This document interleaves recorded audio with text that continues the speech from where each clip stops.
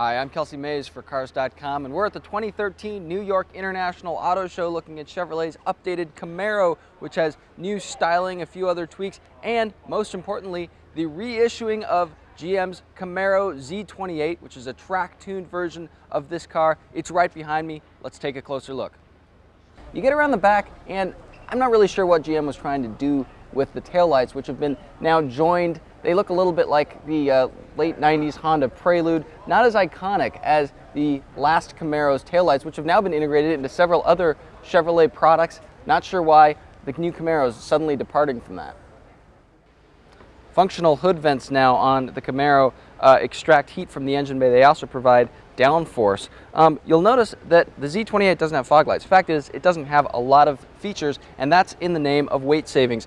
20-inch wheels that are available on the Camaro have moved down to 19-inch wheels here. These are shod in massive Pirelli high-performance tires. These are 305 30 ZR19s, front and rear. Behind them are carbon ceramic brakes.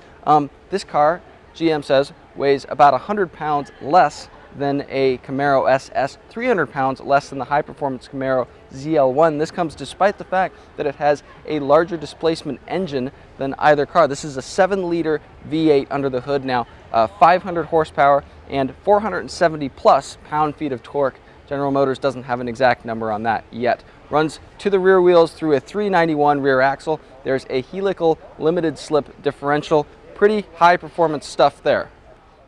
Transmission is a Tremec 6-speed manual here, and the car's been lowered about 1.25 inches versus the Camaro SS with a track-tuned suspension here. Typical of weight savings, GM really tried to do everything they could. This car has optional air conditioning. The stereo speakers have been removed. There's one speaker left up here next to the driver. GM says that that is required. It's for things like hearing your turn signals. So they did leave the radio in, which works through one speaker. I'm guessing it doesn't sound very good. Recaro racing seats go in the Z28. They grip you very, very tightly. The ergonomic issues that the Camaro's always had remain, things like door handles that are kind of way down here and sight lines that really aren't very good. One kind of cool thing, they made the rear view mirror in the center here thinner now. It's now frameless, so it doesn't actually take up that much space of your forward visibility. Back seat, still tiny, but come on, it's a Z28. Who cares?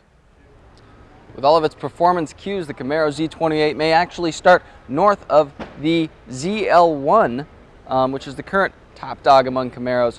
General Motors officials say pricing will be announced closer to the car's on-sale date, so stay tuned for that, which happens this coming spring.